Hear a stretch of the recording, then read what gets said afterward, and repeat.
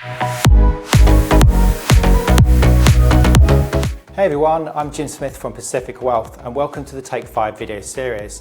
In this series we ask 5 questions to local experts to give you insights and practical advice for making a smooth financial transition to a life in New Zealand. Today I'm thrilled to be joined by Karen Justice, an immigration expert from New Era Consulting, and Karen will be sharing her expertise on immigration to New Zealand with a particular focus on the skilled migrant and the active investor plus categories. Karen, thank you for joining us. Thanks James, lovely to be here. Thanks for having me. So Karen, just before we jump into the questions, would you mind sharing a brief overview of you and your business? Sure. So I have been doing immigration work for almost 30 years, which seems a ridiculously long time. I've been running New Era Consulting for just coming up to 8 years, and I have a team of 5 who work with me, all fully licensed advisors throughout New Zealand. And we predominantly assist with employers, employees coming into New Zealand, high net worth individuals and other residence category applicants. So yeah, that's where I am at. So first question, the current New Zealand government has been quite active on immigration policies since coming to power just over a year ago. Could you provide an overview of the key changes or developments that we've seen since late 2023? Sure. So I think we've seen a lot of change this year, and that will continue into next year. But the driver of the change this year has been twofold. One being the high net migration figures that we have had since the borders reopened after COVID, and the second thing is migrant exploitation, which we've seen blossom under the more relaxed temporary visa regime that we've had over the last couple of years. So just to give you an idea of the net migration problem that the government was dealing with, our net migration gain for the year ended October 2023 was 136,300, which is historically high. But the changes that have been implemented had their desired effect, and we've seen, comparing to September 24, 44,900. So it's sort of reduced by almost a factor of 4, or 3 at least anyway. So the changes that we saw predominantly were around the accredited employer work visa and the lower skilled categories. Earlier in the year there was restrictions on the length of stay introduced, dropped down to 2 years. We had restriction on partners, so partners couldn't come, or then they could only do certain work. We had an English language requirement implemented for the first time ever. We had 3 years experience required. We've never had that on the work visa regime before, and we reintroduced engagement with Ministry of Social Development in terms of checking the labour market. We've subsequently had an easing of the partnership restrictions as the net migration has sort of balanced out, and so now it's much more open than what it was for the last or for majority of this year. And as far as migrant exploitation is concerned, it is an ongoing battle, if you like. It's seen businesses having significantly more scrutiny from Immigration New Zealand. And we're seeing that in the processing times of temporary visas. They've blown out considerably as immigration have suddenly started looking a lot closer. We've had more inspections from the Labour Inspectorate to businesses, and generally it's an ongoing issue that they need to address and try and stamp out for the better of everybody, in particular New Zealand's reputation.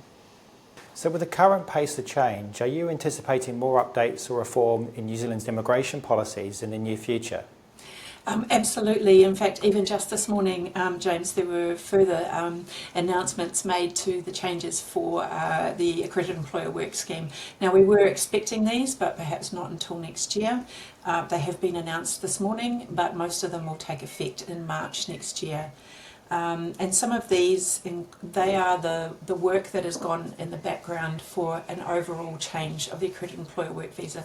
The changes we've seen during 2024 are more of an interim measure to immediately relieve the pressure of net migration. So what will be coming next year is a removal of the median wage as a proxy for skill for the work visas. I'm sure many employers are going to be very happy about that. We're seeing the visa duration for the lower skilled, so skill level 4 and 5, visa holders will be increased to 3 years from 2 years. It's a self-declaration now from Ministry of Social Development by the employers that they have engaged in good faith and tried to recruit locally first. We're seeing that there will be more work rights, more open work rights for interim visa holders, which has historically been an issue. If someone's changing from one type of visa to another, they lose all their work rights, which is a significant issue when processing times are lengthy, as they have been. And we're also seeing an easing of the experience requirement that I mentioned earlier, that was first implemented for 3 years. It's now going to be 2 years. So as I said, most of those will come into effect in March next year, which will be some welcome news for many employers. Other changes that we're expecting in 2025 are the Active Investor Plus update. So that has been forecast for the first quarter next year. The work is well advanced and I understand it's on track for that. And we are also expecting a review of the skilled migrant category just to ensure that New Zealand is still getting and retaining the right skills that we need for our labour market. So given the recent and proposed changes, what pathways are available for skilled individuals seeking residence in New Zealand, and are there any specific areas where skilled migrants are particularly in demand? Yeah, sure. Good question, James. So there's two main pathways for employees or for workers. The first one is a green list, and there's a straight to residence and a work to residence as part of that. And the second is the skilled migrant category. There's some overlap between the two of them, particularly in those occupations where there are shortages and acknowledged shortages.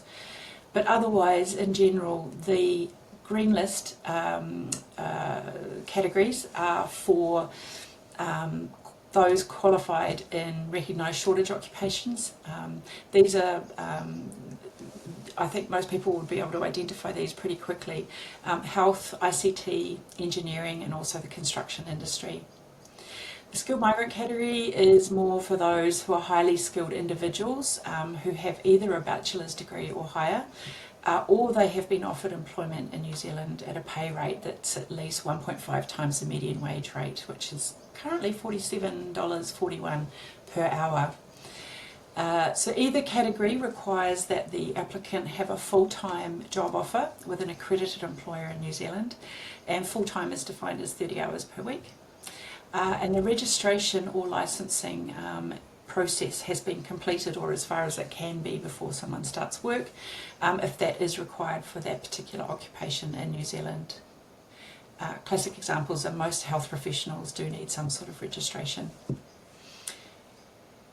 Processing times for both of them are very quick.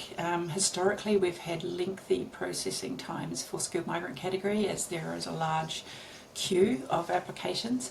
But they're both what immigration term inflow at the moment, so there's very little waiting time, and they're about 6 to 8 weeks in generally from start to finish. So it's quite possible for somebody who meets one of those requirements can come to New Zealand as a resident and take up their new job. Thanks, Karen. So staying with the skilled migrant category, I understand that certain aspects might be subject to review. Could you explain what may change and how these changes might affect applicants? Absolutely. So we're not exactly sure at this stage what will come out of the review, essentially because it hasn't quite started yet. But we do expect it to look at whether the category is actually fit for purpose in its current format. So it's been in place, it was put in by the previous government and has been in place for just over 12 months. What we've seen is that the number of people gaining residence through this particular category has dropped significantly since COVID. Now, the category was shut for a period of time or suspended over the COVID and when our borders were closed, but since and was reopened in this new format. Part of the reduction in numbers is attributable to the fact that the then government announced a one-off 2021 residence visa, which captured and granted residence to a lot of people, temporary migrants who are in New Zealand, who would have otherwise had to come through the skilled migrant category. However, there is some noticeable issues with it. There's no easy pathway to residence for many tradespeople, for example. Tradespeople don't tend to need a bachelor's degree or any degree. Their qualifications, if they have them, tend to be in the more certificate/diploma level, and they also tend to fall short in the income requirement for skilled migrant categories, so they're not earning necessarily 1.5 times the median wage rate, which really curtails their ability to apply for residence, particularly as those occupations are not on the green list at the moment. So I think the changes are will look at what can be done to incorporate a wider range of occupations under the SMC. Turning now to the Active Investor Plus visa, this has been the spotlight recently due to concerns about the risk associated with some of the qualifying investments. I understand the Minister has suggested changes might be on the way. Could you shed some light on what these changes might involve and when we might see them? Yeah, certainly. Really good question, James. Very topical at the current environment. So, the Immigration Minister, Minister Stanford, has been very vocal around making changes to the investor program, even before the last election. A lot of work has been done during 2024. And I understand that they are on track, the changes are on track to be implemented first quarter in 2025, so not far away.